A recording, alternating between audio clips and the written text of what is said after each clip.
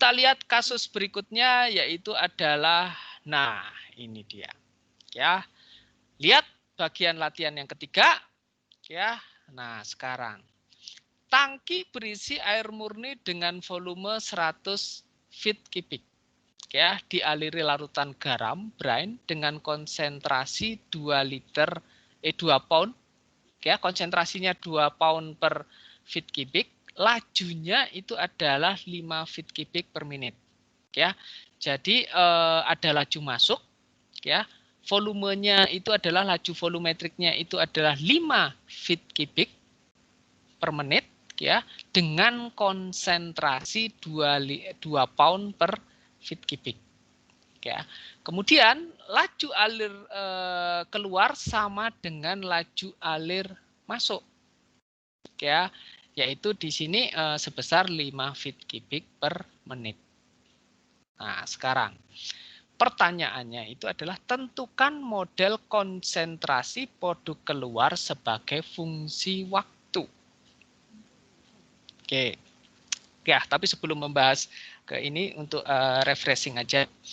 Mungkin Anda agak kebingungan gitu ya, khususnya di masalah satuan gitu ya. Pak, ini satuannya kok aneh sih? Ada satuan yang namanya itu feet kubik atau kaki kubik ya. Terus kemudian beratnya pakai satuannya itu pound lagi. Jadi LB itu adalah pound ya. Jadi kaki atau feet terus kemudian pound ya untuk satuan berat itu adalah sebenarnya satuan Inggris gitu ya. Nah, satuan Inggris, tetapi satuan-satuan ini kenapa diajarkan di sini ya? Ini orang seringkali menyebutnya sebagai satuan lapangan ya atau field unit ya. Jadi kenapa ini disebut satuan lapangan? Karena nanti kalau Anda pergi ke lapangan atau ke pabrik ya, Anda akan menjumpai sistem satuan di mana sistemnya itu bukan sistem SI atau standar internasional. SI itu seperti meter gitu ya, detik gitu, terus kemudian kilo gitu. Di beberapa pabrik unit itu sistem satuan unit untuk SI itu jarang dipakai. Yang sering dipakai itu adalah sistem satuan lapangan gitu ya, seperti feet kubik, pound tuh. Nah, pertanyaannya, loh, Pak, kenapa kok seperti itu? Kenapa teknik kimia itu mengadopsi sistem yang susah-susah seperti itu dengan ini? Kenapa lebih spesifik adalah kok kebanyakan sistem satuannya sistem satuan Inggris ya. Nah, ini kaitannya dengan yang namanya pengembangan teknologi. Ya. Kalau Anda lihat cerita gitu ya, zaman Renaissance atau zaman pergerakan industri pertama gitu ya. Itu orang yang pertama melakukan itu ternyata itu adalah banyakkan orang-orang Eropa ya, dan khususnya itu adalah Inggris ya. Oleh karena itu ya, karena dialah yang memulai, mereka yang memulai ya, bahasa-bahasanya banyak diadopsi dalam penggunaan teknologi tersebut ya. Makanya kalau misalnya sistem panjangnya itu kaki gitu ya, terus kemudian beratnya pakai pounds gitu ya, karena orang Inggris menggunakan itu ya. Jadi saya ambil sisi pentingnya di sini atau moral dari cerita ini gitu ya. Jadi kalau seandainya dulu gitu ya, seandainya dulu ini kita gitu ya, atau orang Indonesia atau mungkin di Jawa Barat ini orang Sunda gitu yang pertama mengembangkan teknologi tersebut gitu ya, mungkin sistem satuannya itu kalau sistem satuan panjang itu sistem satuan tombak gitu ya kali ya gitu ya. Terus kemudian terus kemudian sistem-sistem yang lain juga diadopsi itu nantinya gitu ya, sistem Sunda. Tapi sekali lagi ya, itulah pentingnya kita itu menjadi pionir dalam teknologi ya. Begitu kita menjadi pionir, kemudian kita menjadi panutan gitu ya, jadi referensi ya bagi yang lain. Apa yang kita sampaikan biasanya juga ikut diadopt, termasuk dengan sistem satuan ini ya. Nanti Anda akan ketemu gitu ya, agak bingung gimana sistem satuan fit ke ini, tekanan misalnya ya, tekanan tuh nanti Anda akan ketemu namanya satuannya itu adalah PSI. Wah. Nah, PSI itu apalagi tuh Pak dengan ini? Ya, gimana konversinya ke satuan tekanan bar gitu. Nah, ini Anda ingat gitu ya. Tapi sekali lagi saya tekankan di sini, ya jadilah pionir. Ya. Kalau Anda jadi pionir ke depannya gitu, maka apa yang Anda sampaikan itu masih akan direfer orang lain. Ya. Bentuk yang paling sederhana biasanya itu adalah persamaan. Ya, ada yang namanya nanti itu ketemu Anda namanya persamaan Fourier, persamaan Newton, gitu ya, persamaan difusi Fick, ya. Itu adalah contoh-contoh di mana dia yang menjadi pionir itu, ya, itu sebagai bagian dari penghormatan, ya, nama persamaannya adalah nama orang tersebut, ya. Jadi ini aja yang ingin saya sampaikan. Oke, baik, kembali ke kasus ini, ya. Tangki ini berisi air murni, ya, kemudian volumenya 100 feet kubik. Jadi pada saat T sama dengan 0 sudah terisi cairan. Cairannya itu adalah air murni sebesar 100 feet kubik. Ya. Kemudian dialiri larutan brine, konsentrasinya itu adalah 2 pound per feet kubik. Lajunya itu adalah 5 feet kubik per menit. Ya, laju air keluar dibuat sama dengan laju air masuk. Ya, tentukan model konsentrasi. Ya, nah ini. Jadi sebelum kita menyelesaikan persamaan ini, gitu ya, apa yang kita lakukan? Ya, kita buat seperti yang tadi, yaitu kita bikin diagram sederhana. Ya, jadi saya kembali ke sini, ya, saya akan bikin diagram sederhananya. Ya, maka saya bikin diagram sederhananya. Ya, ini masuk. Ya, tangki, gambarnya seperti tadi. Ya, gambarnya saya buat lebih besar karena apa? Lebih kompleks. Ya, ini ada cairan di sini. Ya, terus kemudian ini ada aliran masuk dan ini ada aliran keluar juga. Ya, ini ada F in-nya berapa tadi? Jumlahnya? Ada yang masih ingat? Karena layar saya sudah berganti dengan cam scanner. Jadinya ini berapa? 5? Betul ya? 5 ya? 5 feet kubik per menit, betul? Betul, Pak. Betul, Pak. Oke, jadi 5 feet kubik per menit. F out-nya dibikin sama. Jadinya itu adalah 5 feet kubik per menit juga. Ya. Terus kemudian ada yang namanya parameter konsentrasi. Konsentrasinya berapa? 2 pound per apa? Feet kubik. Benar. Oke ya. Terus kemudian C out di sini berapa? Ada informasinya? Tidak ada. Kita ketahui. Gitu ya. Nah, sekarang pertanyaan saya di sini, ya. Apa yang berbeda dibandingkan dengan model yang sebelumnya kita buat atau kita selesaikan? Apa yang berbeda? Kira-kira ada yang bisa menjawab apa yang berbeda dari model yang tadi sudah saya buat? 1. Apakah di sini ada profil perubahan ketinggian cairan? Apakah ada? Tidak ada, Pak. Tidak ada, Pak. Oke, di sini tidak ada profil perubahan cairan. Oke ya. Jadi ya berbeda dengan kasus yang sebelumnya, kita tidak mencari DH per detik. Ya, tapi apa yang kita cari di sini? Ya, kira-kira apa yang masalah yang kita hadapi? Ya, perubahan konsentrasi, Pak. Perubahan konsentrasi. Ya, jadi kalau konsentrasi itu saya sebut sebagai variabel C. Jadi yang kita cari sekarang itu adalah DC per DT-nya. Ya, jadi ingat itu tadi yang saya sampaikan, gitu ya. Dalam kasus kemarin, kasus bukan kemarin ya, kasus yang tadi kita selesaikan, kita buat asumsi, gitu ya, bahwa nanti itu ada densitas, itu adalah di sepanjang aliran itu adalah sama. Nah, sekarang mungkin asumsi itu tidak berlaku lagi, ya. Termasuk juga kalau sebelumnya ada perubahan ketinggian, gitu ya, perubahan ketinggian volume cairan di dalam tangki, ya. Nah, di sini mungkin juga tidak berlaku. Karena apa? Ya, di sini laju masuk itu adalah laju sama dengan laju keluar. Jadi tolong diperhatikan. Nanti kalau misalnya Anda dihadapkan pada suatu permasalahan, ya, Anda pahami terlebih dahulu, ya, apa yang diketahui, apa yang ditanyakan, ya. Oleh karena itu kita buat sekarang, ya. Ini adalah apa yang kita ketahui.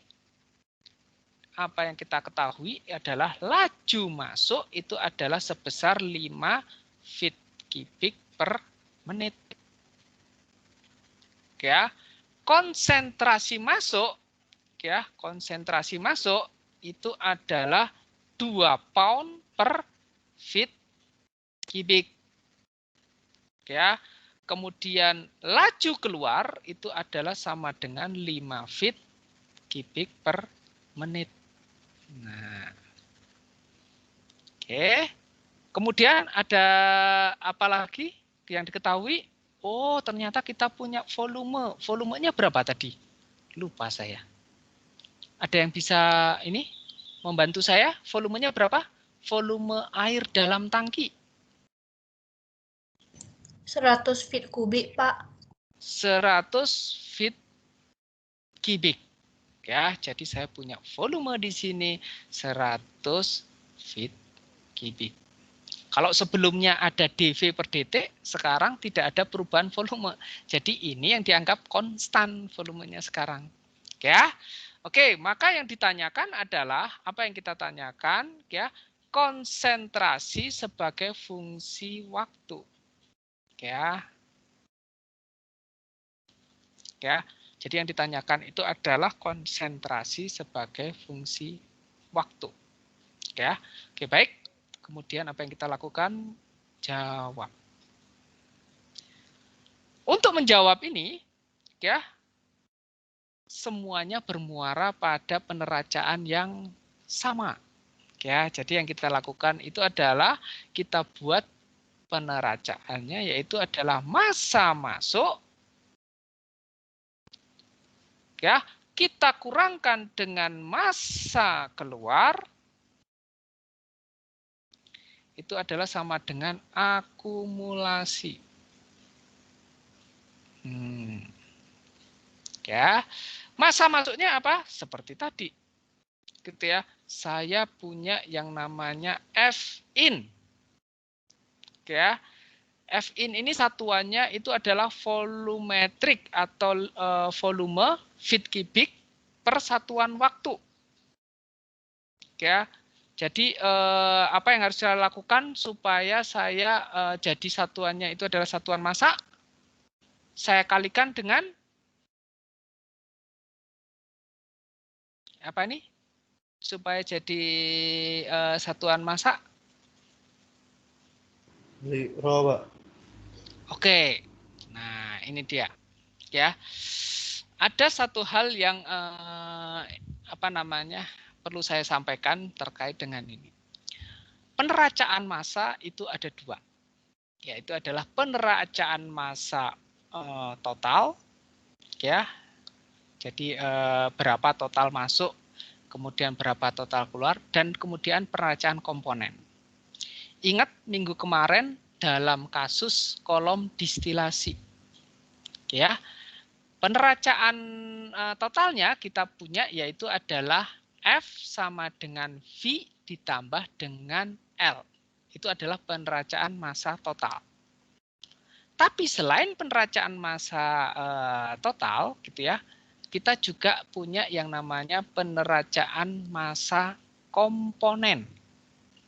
Ya, loh peneraca masanya komponen yang seperti apa Pak? Kasus distilasi kemarin itulah yang kita punya F dikalikan dengan konsentrasi suatu komponen sama dengan V ya dikalikan dengan konsentrasi komponen ditambahkan dengan L dikalikan komponen tersebut. Ya, contohnya misalnya kemarin itu adalah kita etanol gitu ya. Jadi peneracaan komponennya itu adalah F dikalikan konsentrasi komponen ya, kemudian ditambahkan sama dengan ya V dikalikan konsentrasi komponen etanol di produk atas ditambahkan L dikalikan konsentrasi komponen di produk bawah. Ya, nah sekarang ya, untuk menyelesaikan kasus ini ya, yang saya butuhkan itu adalah neraca komponen ataukah neraca total. Siapa yang bisa menjelaskan?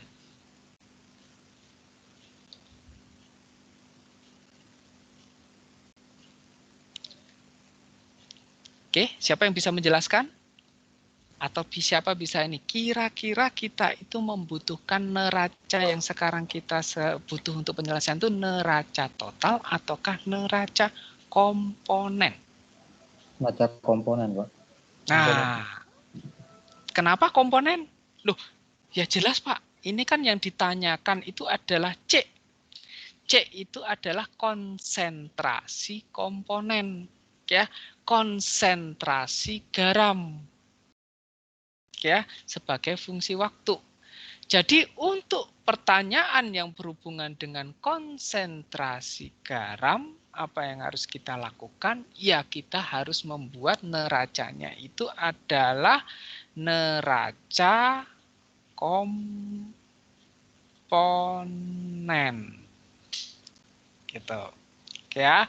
Jadi untuk neraca komponen ini ya, saya akan sedikit modifikasi ya. Jadi massa garam masuk ya dikurangi dengan massa garam keluar itu adalah akumulasi garam. Ya. Jadi sekarang kita jabarkan untuk massa garam masuk. G itu saya bikin garam ya, G subscript garam ya. Jadi untuk mendapatkan massa garam masuk, apa yang harus saya lakukan? Laju volumetrik harus saya kalikan dengan konsentrasi atau densitas. Konsentrasi. Nah, harus saya kalikan dengan konsentrasinya. Ya, supaya saya dapat massa garam masuk. Ya. Jangan dikalikan dengan densitasnya, nanti densitasnya itu adalah massa total masuk. Bedakan ya. Ya, jadi kapan kita akan menggunakan pengalih konsentrasi, kapan kita akan menggunakan pengalih densitas. Ya, bergantung dari pertanyaan nanti. Ya, setelah ini lebih challenging lagi. Ya, kasusnya yaitu semuanya berubah. Nah, itu nanti kita akan selesaikan lagi. Oke, kita fokus dulu ke kasus ini, yaitu adalah laju volumetrik masuk, kita kalikan dengan konsentrasi garam masuk. Ya, kemudian apa yang kita lakukan? Kita kurangkan dengan laju volumetrik keluar, ya, kita kalikan dengan konsentrasi keluar, ya, C out, itu adalah sama dengan, sama juga, ini adalah dm per dt. Ya, jadi ini adalah akumulasi garam. Ya, kalau demikian bisa kita jabarkan dm per dt ini sebagai apa? Ya, sama dengan yang tadi, sama juga dengan ini adalah D volume dikalikan dengan konsentrasi garam di dalam tangki, saya bagi dengan dt. Nah, oke. Ya, ini saya ambil dengan 1. Ya, apa yang terjadi di sini, Pak? Ya, ini kita punya C1, kita punya C0, dan kita punya C. Kalau F1 itu sudah diketahui, Pak, 5 feet cubic per menit. Kalau C1 juga sudah diketahui 2 pound per feet cubic. Nah, ini F0 kita juga sudah ketahui yaitu 5 feet cubic per menit. Kita belum tahu C0 gitu ya. Sedangkan V di sini karena tidak ada perubahan ketinggian ya, berarti nilainya konstan, Pak. Ya, jadi ada 2 variabel yang sebenarnya itu adalah variabel terikat yang tidak ketahui, Pak, yaitu C0 dengan C. Nah, di sini ya. Pertanyaan saya. Kalau di dalam tangki ini, fluida dalam tangki ini konsentrasinya itu adalah misalnya A, kira-kira yang keluar itu bagaimana? Konsentrasi fluida keluar itu sama dengan A atau tidak sama dengan A? Kalau diaduk merata sama, Pak. Oke, bagus sekali. Oke ya. Jadi kita membuat suatu asumsi, ya, asumsinya itu adalah proses yang terjadi di situ adalah terjadi pencampuran homogen sedemikian hingga perubahan konsentrasi yang ada di dalam cairan di dalam tangki itu akan mengakibatkan konsentrasi yang sama untuk aliran yang keluar. Ya, itulah asumsi pencampuran homogen gitu. Jadi begitu dia ada garam masuk, dia langsung tercampur, teraduk gitu ya. Langsung berdifusi. Berdifusinya sempurna sedemikian hingga titik di dalam cairan, konsentrasi di dalam cairan itu akan sama dengan konsentrasi yang keluar. Dan itu seragam untuk semua titik di dalam fluida di dalam tangki. Ya, akibat dari asumsi pencampuran ini homogen, ini akan menyebabkan C0 ini sama dengan C. Ya, artinya apa? Konsentrasi garam yang keluar itu sama dengan konsentrasi garam yang berada di dalam tangki. Ya. Pak, gimana dengan C1? C1 berbeda, nggak ada kaitannya ini. Ya, kalau C1 apakah sama dengan C0? Oh, tidak. Ya, bayangkan aja kalau misalnya mempermudah itu adalah warna, gitu ya. Anda punya cairan warnanya itu adalah merah pekat. Kemudian di sini cairan ini misalnya itu adalah air bersih, air murni, gitu ya. Jadi bening. Ya, air pekat 1 tetes, apa yang terjadi? Apakah warna di dalam tangki ini, air dalam tangki langsung jadi merah pekat juga? Tidak kan? Ya, jadi merahnya itu akan tercampur dengan air yang tadi, jadinya sekarang merahnya mungkin jadi merah, tetapi merahnya agak merah muda, gitu ya.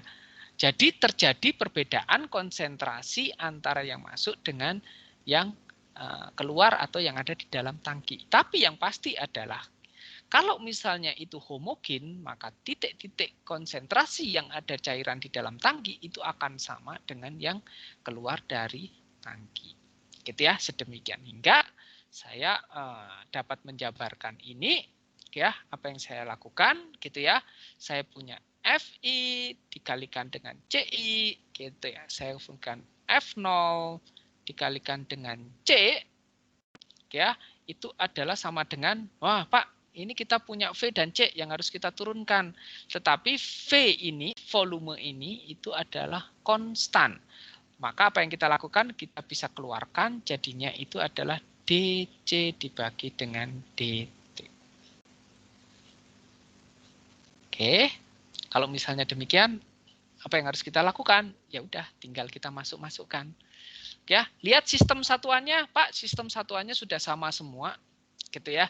Jadi kita tidak perlu bingung-bingung untuk melakukan penyetaraan satuan. Ya, saya masukkan aja 5 ya di sini. Terus kemudian C-nya masukkan berapa? Soal tadi itu adalah konsentrasi masuk itu adalah 2. Ya, saya kurangkan dengan F out-nya berapa? 5 juga. Ya, C-nya berapa? C out-nya, wah nggak ketahuan. Itu yang dicari, Pak. Wah, ini yang ditanyakan kita. Kalau sudah terjawab sekarang, sudah terselesaikan itu. Ya, tapi ini adalah masalah kita. Ya, jadi ini yang ditanyakan, Pak.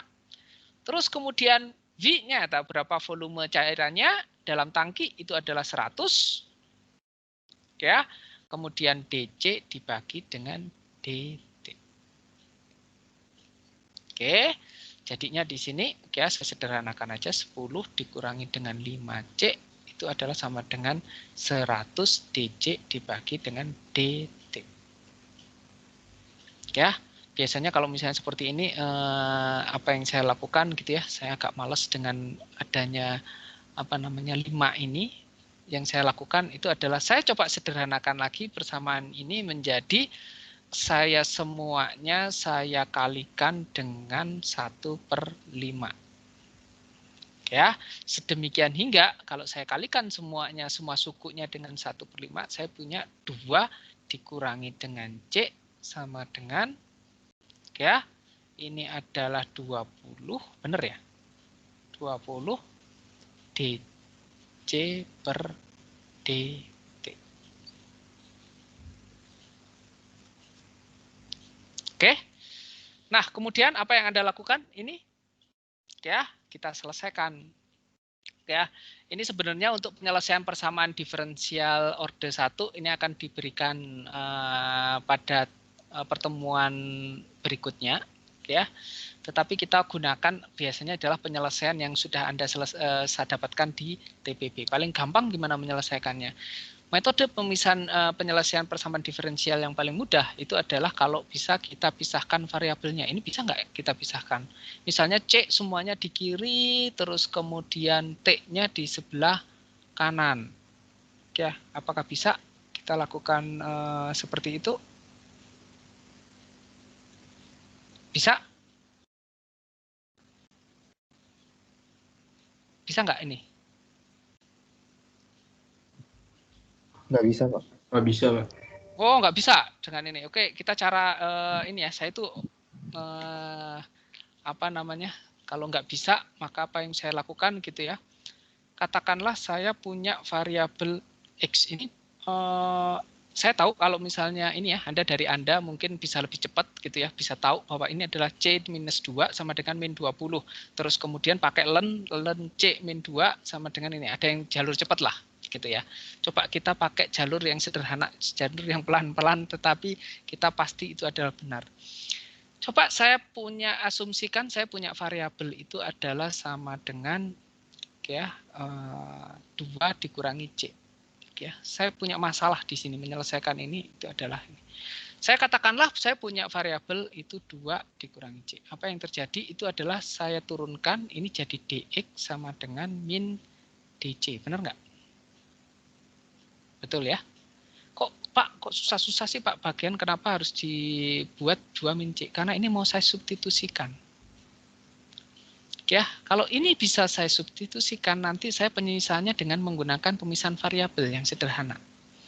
Ya, jadi karena saya punya ini, kemudian saya masukkan ke dalam persamaan ini, ya, 2 min C saya udah gantikan menjadi X kan, benar kan ya? Ya, sama dengan 20 DC akan saya gantikan dengan DX. Jadi min DX dibagi dengan DT. Betul? Betul ya?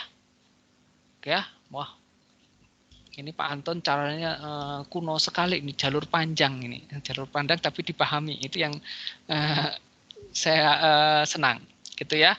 Jadi apa yang saya lakukan di sini saya pindahkan X ke kanan semua ya. Ya, jadinya saya punya DX per X. Oke, benar. Sama dengan ya min oke 1/20 DT. Oke. Ini kan bentuk pemisahan variabel. Jadi saya bikinkan ini persamaan ini gitu ya, sedemikian hingga saya nanti buat jadi pemisahan variabel. Kalau sudah dipisahkan variabelnya, pemisahan variabel itu apa sih maksudnya? Jadi pemisahan variabel itu adalah kalau satu variabel kita bisa pindahkan semuanya ke misalnya satu ruas di sebelah kiri tanda sama dengan tanpa ada variabel yang lain. Ya, sedangkan variabel lainnya itu bisa kita pindahkan ke semuanya, kita isolasi ke sebelah kanan sama dengan tanpa ada variabel yang lain. Ya, nah seperti ini. Ini adalah kita punya variabel X semuanya di kiri aja. Sedangkan variabel T semuanya di kanan aja. Ya, nah kalau misalnya demikian, apa yang saya lakukan? Saya bisa integrasikan langsung. Ya, integrasi saya akan menghasilkan yang namanya itu adalah saya tulis ulang di sini integrasi dx dibagi dengan x sama dengan min 1/20.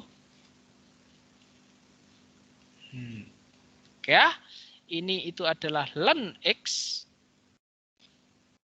ya sama dengan min 1/20 t plus konstanta.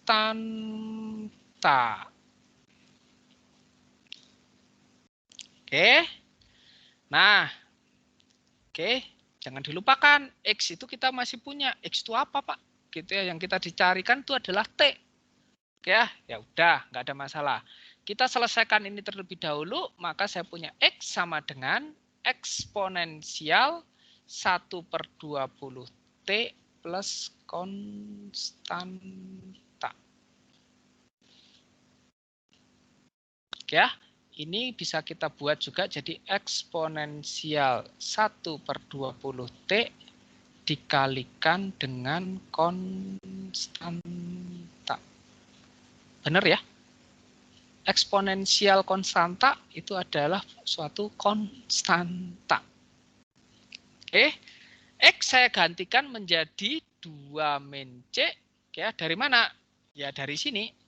Ya, dari pemisalan kita. Ya, dari pemisalan kita ini tadi, ya, kita punya bahwa X itu adalah 2 min C.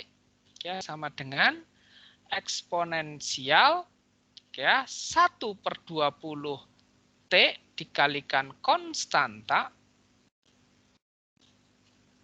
Ya, jadi sekarang saya punya yang namanya maaf, ini ada minus-minus yang belum ini ya. Oke ya. Ya, maka saya akan punya di sini nilai C sama dengan nilai C-nya itu apa? Sama dengan ya 2 dikurangi dengan eksponensial min 1/20 T dikalikan dengan konstanta. Oke ya, jadi ini adalah jawaban dari umum dari ya. Ini adalah jawaban umum. Oke ya, jadi kita punya variabel di sini konsentrasi sebagai fungsi T. Ya. Seandainya ya ada syarat batas, oke ya, syarat batas yaitu syarat batasnya. Ini bergantung dari soal ya. Jadi kalau misalnya Anda diketahui syarat batas, misalnya pada saat T sama dengan 0, konsentrasi itu adalah 0. Artinya apa? Ya, cairan yang ada di dalam tangki itu tidak mengandung garam. Ya, jadi 100 feet kubik cairan yang ada dalam tangki itu tidak mengandung garam. Ya, nah dengan syarat batas ini kita nanti akan bisa mencari konstanta.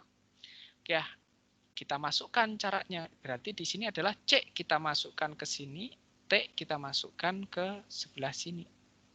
Nah, jadinya apa? Sama dengan 0 sama dengan 2 dikurangi dengan eksponen 0 itu adalah sama dengan berapa? Eksponen EXP. Karena minus 20, minus 1/20 dikalikan 0 itu adalah 0 dikalikan dengan konstanta. Oke.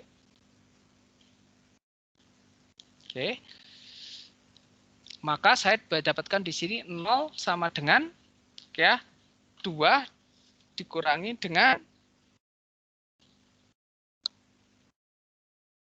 min ya. Eksponen 0 itu berapa nilainya? 1.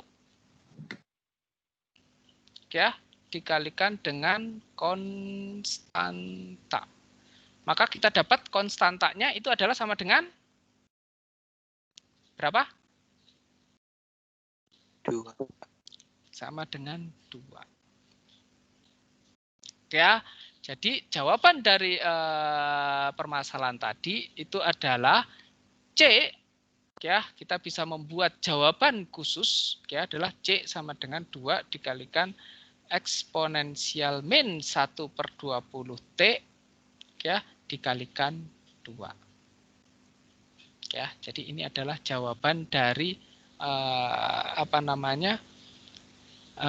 kasus yang kita hadapi.